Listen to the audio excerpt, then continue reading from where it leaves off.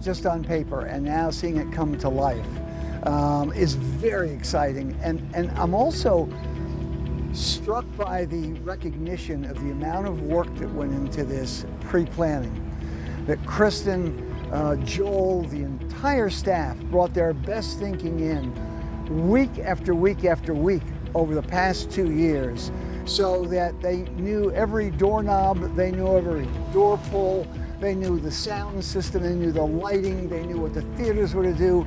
and they really spent the time to ensure they have functionally